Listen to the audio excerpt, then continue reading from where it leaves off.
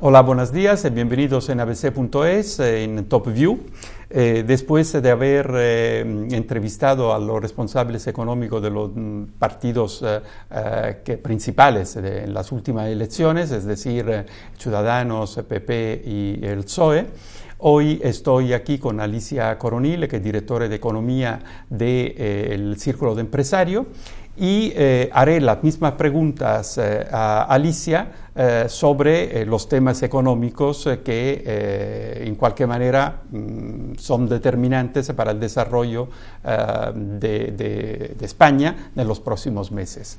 Buenos días, Alicia. Buenos días, un placer Giuseppe. tenerte Gracias. aquí. Gracias por la invitación. Entonces, como te decía, yo voy a hacer el mismo recorrido que he hecho con los responsables políticos económicos de los tres partidos, y empiezo hablando de ingresos, es decir, de la parte fiscal, de los impuestos, ¿no? Entonces, ¿cuál es la idea que tiene el Círculo de Empresarios relativamente a tres temas que son relevantes? Uno, impuestos a particulares. Segundo, los impuestos a autónomos. Y tercero, impuestos a sociedades. Pues en realidad lo que desde el Círculo de Empresarios estamos defendiendo es que nuestro sistema fiscal necesita una reforma integral, es decir, una reforma para adaptarlo al mundo en el que estamos compitiendo, ¿no? No podemos olvidar que España, a la hora de diseñar su política fiscal, no solamente tiene que asegurar la sostenibilidad futura del estado de bienestar, que es algo que yo creo que todos valoramos y queremos, sino que también tenemos que ser un país competitivo que consiga atraer inversión extranjera, centros productivos, multinacionales extranjeras que se instalen en España y creen riqueza y prosperidad en nuestro país también. Por eso desde el Círculo de Empresarios, consideramos que nuestros tipos impositivos en todas las figuras tributarias están ya o en línea o por encima de la media de los países de la OCDE y de la Unión Europea. Desde el punto de vista de la recaudación, consideramos que es necesaria esa reforma integral del sistema fiscal, pero con un doble propósito. El primer propósito es que en nuestro país necesitamos ampliar las bases imponibles. Necesitamos ampliar el número de personas que realmente pagan impuestos. Tú estás hablando de economía sumergida, ¿no? Bueno, por ejemplo. estoy hablando, por un lado, en que tenemos que estimular la creación de empleo, porque sin ese empleo no vamos a conseguir aumentar la recaudación en el IRPF o incluso en cotizaciones a la Seguridad Social o en el IVA, porque al final más empleo significa también más consumo, más ahorro. Ese ahorro puede llegar también a la financiación empresarial, es más crecimiento de nuestras empresas y por lo tanto también más impuestos de sociedades, más recaudación, ¿no? Con lo cual, generación de empleo, eso es básico, pero también, como tú decías, Giuseppe, es necesario en este país reducir el tamaño de la economía sumergida. Es un problema estructural que tenemos como un país avanzado, el cuarto país de la zona de la Unión Europea. No podemos seguir teniendo un 17,2% de economía sumergida sobre el PIB cuando analizamos los países que consideramos que son referencia en Europa, ¿no? de prosperidad, de bienestar, de competitividad. Vemos que su economía sumergida se sitúa en medio en el 11,6%. Por lo tanto, ahí hay 6 puntos de PIB que se nos escapan, y si le aplicáramos la huella fiscal, la presión fiscal que tiene ahora mismo España, pues sería una recaudación en torno a 2 puntos del PIB, lo cual es una cifra significativa. Pero volviendo a las figuras tributarias, sí que defendemos una reducción del impuesto del IRPF. Creemos que ahí hay margen para reducirlo, sobre todo en las rentas de menor cuantía. Luego sí que consideramos que el impuesto de sociedades debería de bajar del 25% actual progresivamente hasta el 20%, para ponerlo en media con los países de la OCDE. Y aparte es el tipo que, si observas, progresivamente se ha ido también imponiendo en los países, no solamente en Reino Unido, sino también incluso en los países nórdicos, que son referencia de estado del bienestar y baja tasa de desempleo. Y también me preguntaba sobre el impuesto de autónomos, de sociedades. Pues nosotros, desde luego, en el Círculo defendemos que debemos de crear una ley de emprendimiento que fomente la creación de empresas con menos coste en tiempo, pero también con menos coste económico, y que a priori esa imposición de los emprendedores los primeros años de vida, el pago de las cotizaciones a la Seguridad Social, pues que esté vinculado a la cifra de facturación con un límite, y que luego, por supuesto, tanto también pues haya que analizar la creación de nuevas formas de retribución, ¿no? Como podrían ser las startups option, para atraer el talento, ¿no? En los primeros años precisamente de creación de esas empresas. Hemos hablado de todo digamos, la parte impositiva. Has citado el IVA, por ejemplo. ¿Cuál es la posición del Círculo sobre el IVA? Bueno, pues nosotros consideramos que en el IVA pues el tipo máximo está en niveles europeos, pero sí que consideramos que habría que recolocar los tipos reducidos y superreducidos, reordenar la cesta de la compra de los españoles, porque cuando analizamos cómo es el diseño del impuesto en los países del entorno europeo, que son asimilables en niveles de renta o de potencia económica a España, vemos que ahí hay menos bienes en superreducidos y más bienes que están en el tramo medio o superior. Y hay ejemplos claros, ¿no?, en nuestra cesta de la compra. Tema del coste laboral, que es importante, sea para las empresas, sea para el trabajador, ¿no? ¿Cuál es vuestra idea? Bueno, yo creo que uno de los problemas que te decía antes es la elevada tasa de desempleo que tenemos en nuestro país, está en torno al 14%. Los datos últimos de creación de empleo no han sido positivos, demuestran que efectivamente hay una desaceleración en la creación de empleo, y también hay otro problema en nuestro mercado laboral, que es la excesiva dualidad del mercado laboral español. Es decir, hay un elevado porcentaje de los trabajadores españoles que tienen desgraciadamente un contrato temporal.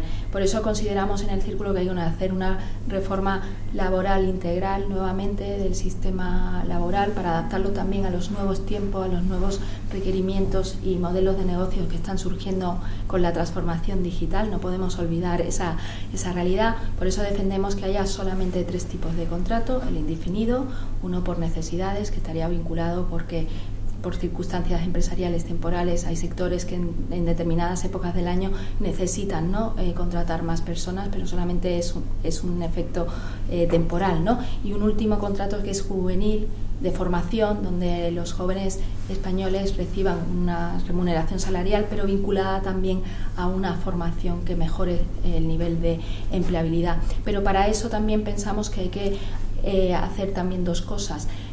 Una sería equiparar el coste de despido, es decir, habría que ver un único coste de despido y reducir el coste del despido en España y ponerlo en media con los países de la OCDE, que están en torno a 20 días por año trabajado. Pero claro, para generar esa creación de empleo y también menor dualidad y mayor calidad del empleo y luchar contra la economía sumergida, también creemos que hay margen en las cotizaciones a la seguridad social. Actualmente España, los empresarios españoles pagan las 6ª cotizaciones a la seguridad social más altas de la OCDE, y yo creo que eso está restando competitividad a las empresas españolas y la capacidad de crear más puestos de trabajo, porque no podemos olvidar que las empresas en España son micro y pequeñas empresas. Claro, de esto hablaremos luego. Sí. 3% de la empresa tiene menos de 50 claro, trabajadores. Son pymes. Sí. ¿Qué estamos defendiendo en el Círculo? Pues ir a un esquema donde las cotizaciones a la seguridad social se distribuyan de forma un poquito más equitativa entre el trabajador y el empresario, como ocurre en países como Alemania o en Reino Unido o en los países nórdicos, donde incluso en la recaudación hay un ejemplo de país que me gustaría compartir contigo, que es Dinamarca, ¿no? Yo creo que todos sabemos que los países nórdicos es el referente de estado de bienestar en cuanto a la calidad, ¿no?, de su educación, de su sanidad y la empleabilidad, ¿no?, cómo funcionan las políticas activas de empleo cuando una persona se queda desgraciadamente desempleada. En Dinamarca, por ejemplo, el empleador no paga cotizaciones a la seguridad social. O sea que hay distintos escenarios que vemos que funcionan a nivel europeo, y por eso pensamos que hay que ir a una distribución de la cotización a la seguridad social, un nuevo reparto más equilibrado entre empresa y trabajador. Perfecto. Pasamos a la segunda parte, ¿no? La segunda parte, son más expectativas que vosotros podéis tener sobre la gestión de parte de un gobierno, sobre el tema de la deuda y sobre el tema del gasto público, ¿no? Pero ¿cuáles son las expectativas? Al menos esto, ¿no? Porque no...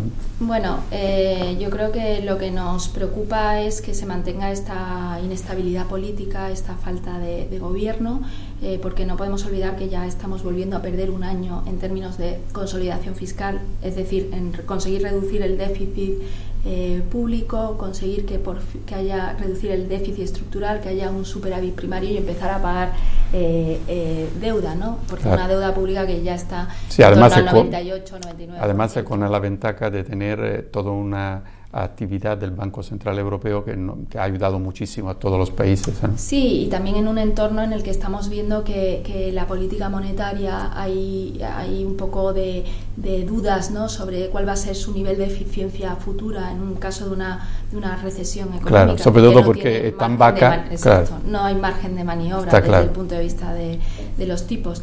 Y ya estamos viviendo un entorno de tipos negativos incluso, ¿no? Y eso también tiene efectos negativos sobre la economía, ¿no?, en cuanto a inversión, ahorro, formación de capital, competitividad y productividad futura. Pero retomando tu reflexión, nos preocuparía muchísimo que al final en España tuviéramos un gobierno que opta por seguir aumentando el gasto público.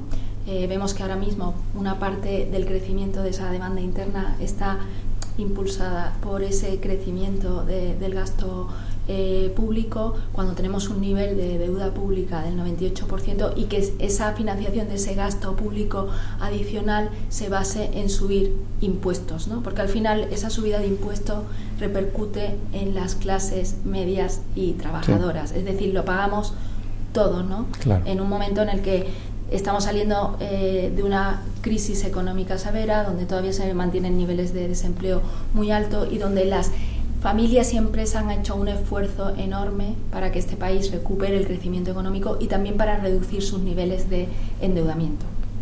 Sobre el tema del gasto y de la deuda, también en cualquier manera incide, se habla mucho del tema de pensiones, ¿no?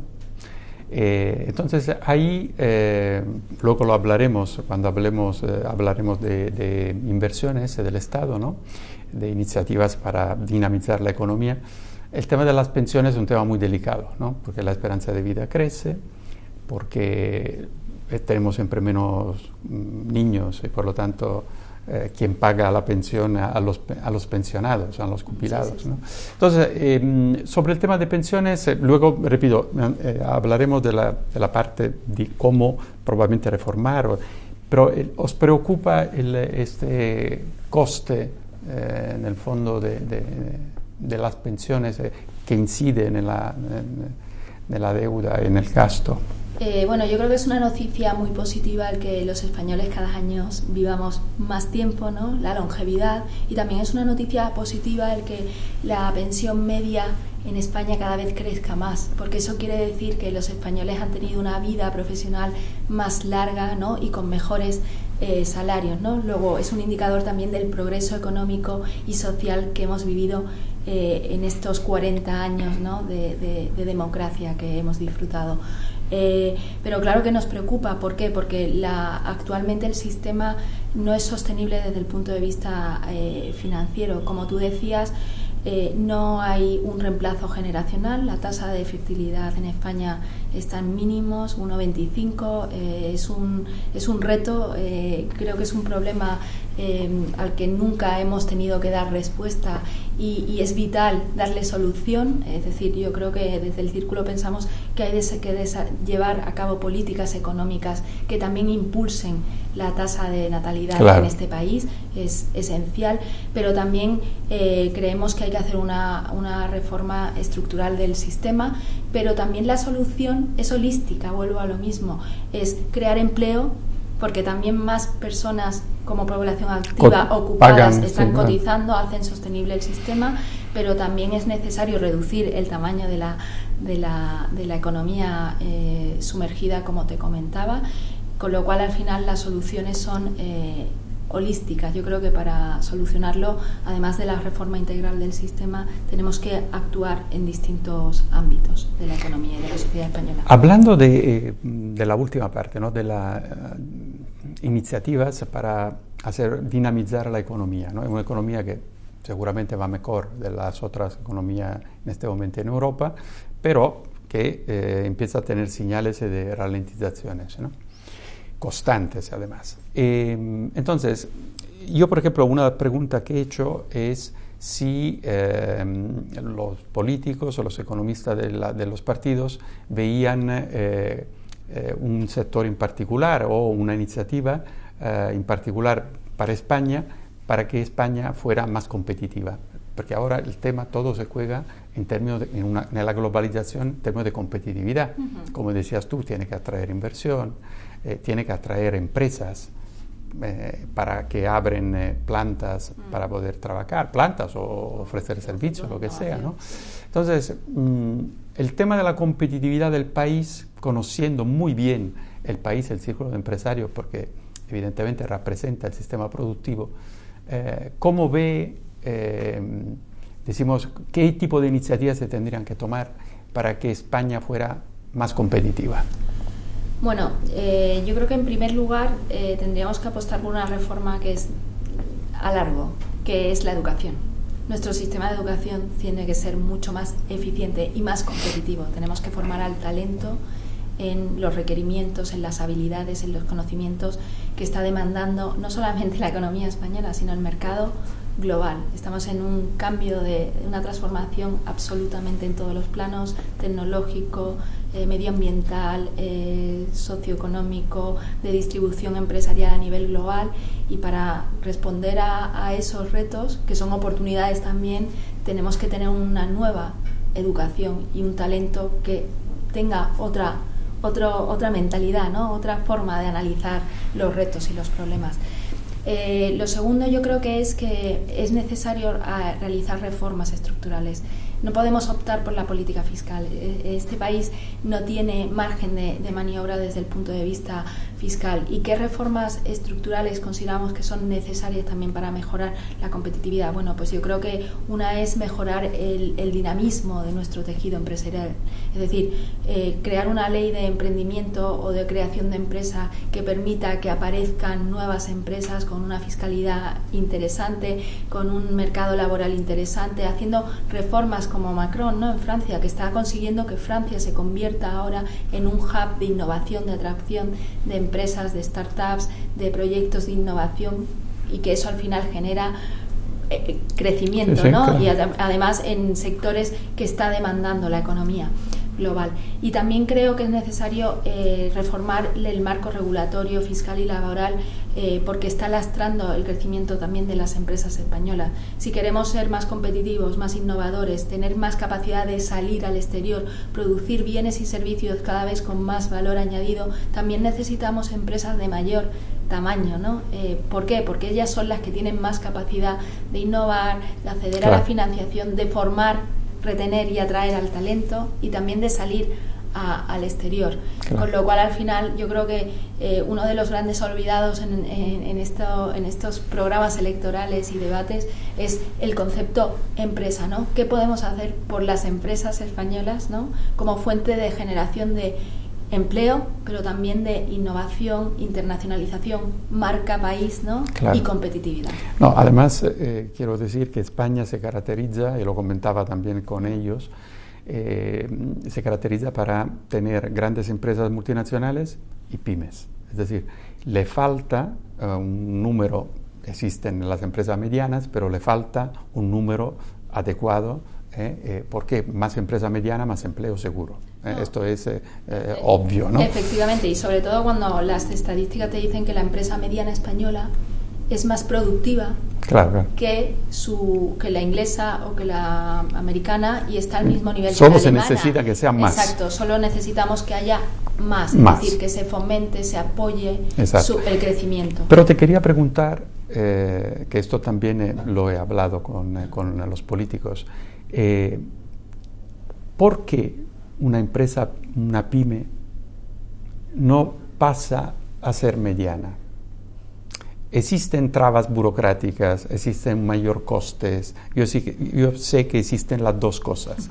Entonces, ¿cómo se puede solucionar esto? ¿Cómo se puede hacer que más pymes accedan a invertir para y pasar a ser mediana empresa? Pues desde el Círculo de Empresario analizamos que efectivamente siguen existiendo en nuestro marco regulatorio, tanto laboral y fiscal, unos umbrales, ¿no?, que marcan la diferencia, pero negativamente, que no es un estímulo para el crecimiento, sino al contrario, desincentiva el crecimiento de las empresas españolas.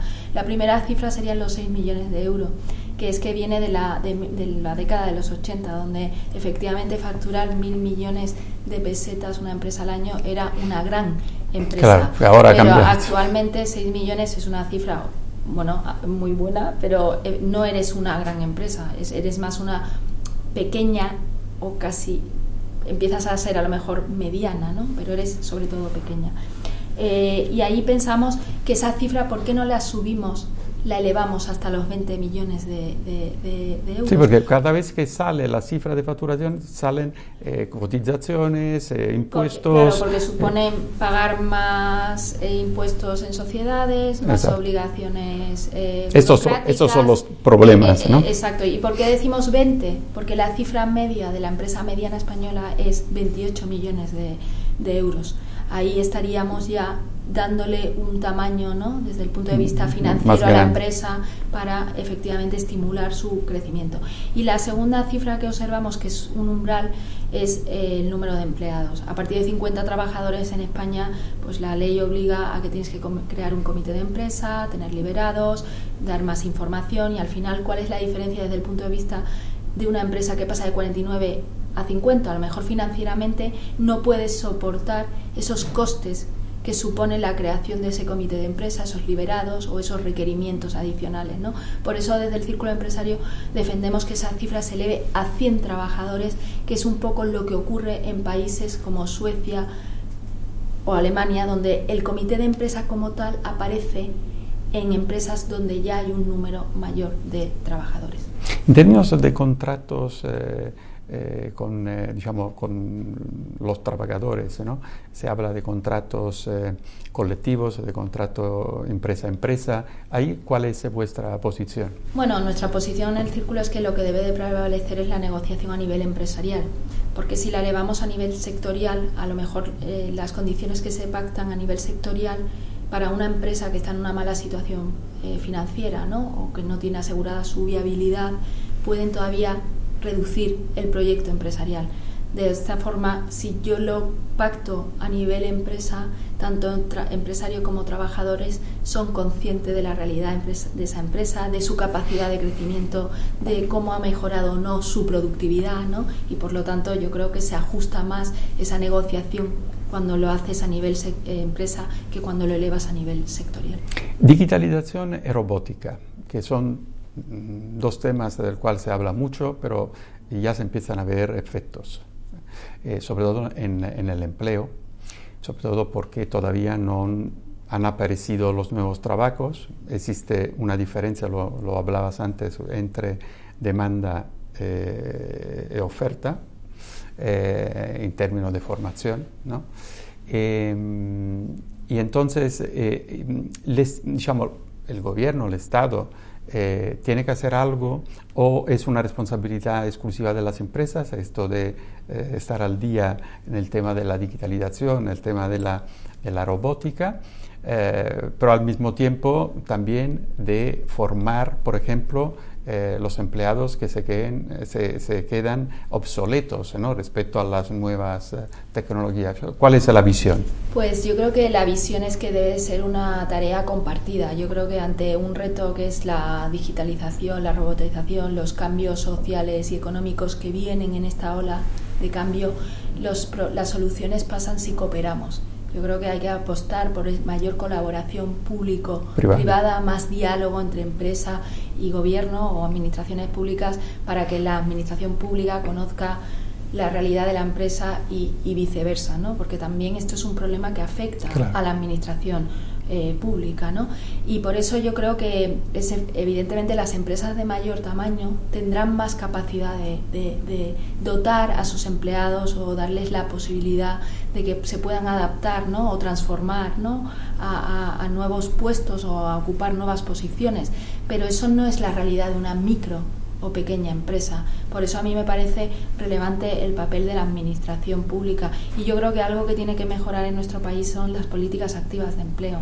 Lo que no podemos hacer es malgastar el dinero ahí, como nos ha dicho la IREF recientemente, un informe, ¿no?, donde el gasto no se está aplicando de forma eficiente. Yo creo que las políticas activas de empleo deben de tener esa función, ¿no? Y para eso, para su mejor diseño y que realmente dote al talento, ¿no?, a esas personas que se encuentran con que de repente han perdido su empleo, o que su formación no se adapta a lo que está pidiendo el mercado laboral, pues se les forme para que realmente mejore y su empleabilidad. Hemos hablado antes de pensiones, porque hemos dicho que pueden representar, y en este momento representan un gasto, ¿no?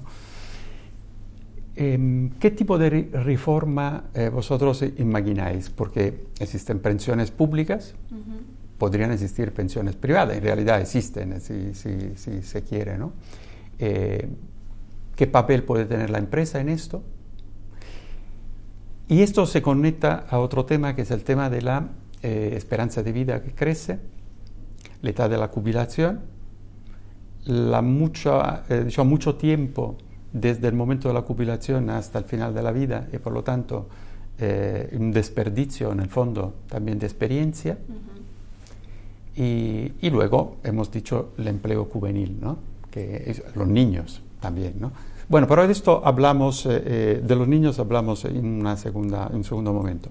Lo que me interesa es el tema, como decía, de las pensiones, de los jubilados. Hoy, por ejemplo, una persona jubilada no puede trabajar si no percibe la pensión. Repito, pensión pública, pensión privada, participación de la empresa. Bueno, nosotros consideramos que hay que hacer una reforma integral del sistema, y para nosotros el modelo de referencia es la experiencia de Suecia. Suecia se encontró a mediados de los 90 que el sistema de pensiones estaba quebrado, bueno, su economía de hecho quebró, y hicieron una reforma integral, pero para hacer esa reforma integral hay que poner una edad de corte. No podemos meter en la reforma integral a los pensionistas, ¿no?, de ahora, ¿no? ¿Por qué? Porque eso sería ir en contra de la seguridad jurídica, que es un principio básico para el círculo de empresarios. Por eso apostamos por una reforma integral donde haya una edad de corte, ¿no?, y a partir de ahí progresivamente las personas que se vayan incorporando al mercado laboral entren en un sistema de cotización mixta, ¿no?, donde haya 3 pilares, por así decirlo. Un pilar que sería un sistema de reparto como el que tenemos ahora, es decir, que una parte de la cotización a la seguridad social vaya al sistema de reparto tradicional como tenemos aquí, pero eso sí, con cuentas nacionales que sí que existen en Italia, ¿no? El segundo pilar, que sería el de la capitalización, es decir, que otra parte de nuestras cotizaciones a la seguridad social vayan directamente a un fondo cuya gestión puede ser, como en el caso de Suecia, ¿no?, hay 4 fondos y están gestionados desde el sector público, ¿no? Y por último, el tercer pilar, que es fomentar la capitalización privada, es decir, que desde el punto de vista fiscal se incentive a que parte de mi renta yo la destine desde una edad muy temprana, ¿no?, a crearme un fondo de pensiones privado, ¿no?, porque eso fiscalmente tiene una fiscalidad muy buena, y eso es algo que también ocurre en los países nórdicos. Eso sería nuestra propuesta de reforma del sistema de trabajar desde el punto de vista del talento senior. Desde el círculo empresario consideramos que es vital, o sea, aprovechar el talento senior. Vamos a ir a sociedades, organizaciones donde lo que se va a premiar es la diversidad, y la diversidad no solamente es de género, también hay diversidad cultural, diversidad también de edades, ¿no? Claro. Y hay que fomentar que convivan esas distintas generaciones, porque eso es valor, eso es ideas, eso es, yo creo que es una energía, ¿no?, que al final repercute positivamente en las empresas, pero también en la sociedad. Y por eso nosotros estamos abogando porque también se establezcan sistemas desde el punto de vista regulatorio, donde si una persona decide que llega a la edad de jubilación y quiere seguir trabajando, pueda combinar el cobro de su pensión con esa remuneración, lo cual tendrá efectos también positivos, porque supondrá más recaudación, evidentemente, y esa persona también tendrá más capacidad de consumir, de ahorrar, de exactamente, invertir, y al final genera sigue aportando, genera crecimiento económico, más el valor que también está aportando dal punto de vista de la experiencia. Claro.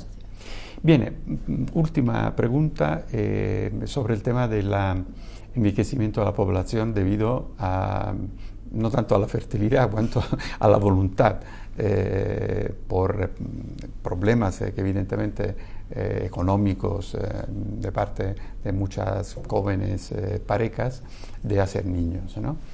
Entonces, es verdad que está la inmigración, como yo he dicho también a algunos de los políticos, la inmigración puede ser una buena manera de compensar, pero siempre que no se convierta en un tema retórico, es decir, que no es suficiente tener inmigración si no se integra y sobre todo no se forma, ¿vale? Sino al revés se puede convertir en un problema y no en una oportunidad.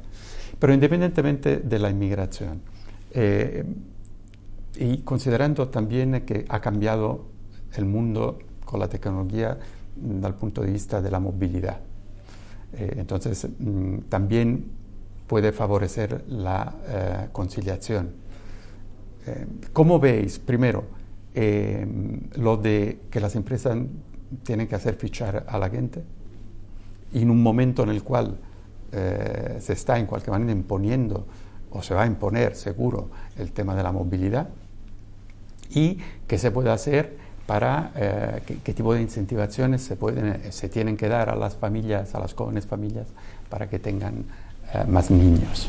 Bueno, el que tengamos que fichar, efectivamente, desde el Círculo, yo creo que pensamos que es una medida que responde a otra época, ¿no? Y que va en contra de esta posibilidad, ¿no?, de hacer jornadas más flexibles, ¿no?, de poder trabajar desde casa o concentrar horas, ¿no?, para poder luego disponer de la tarde libre y poder conciliar o no conciliar, o simplemente disfrutar de tu tiempo, ¿no?, en otras actividades que también una persona puede necesitar, ¿no?, para tener un equilibrio entre su vida laboral y su vida personal.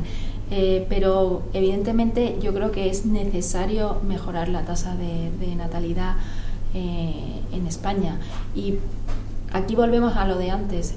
Una de las razones que explican esa baja tasa de natalidad es la tasa de desempleo, la dualidad del mercado laboral, porque eso al final está penalizando los proyectos vitales de los españoles, ¿no?, de cuando se plantean, no solamente tener un hijo, sino formar una familia, sí, o independizarse, ¿no? Claro. Con lo cual volvemos a la necesidad de seguir estimulando, impulsando el crecimiento de empleo, y que cada vez el empleo sea de mayor calidad.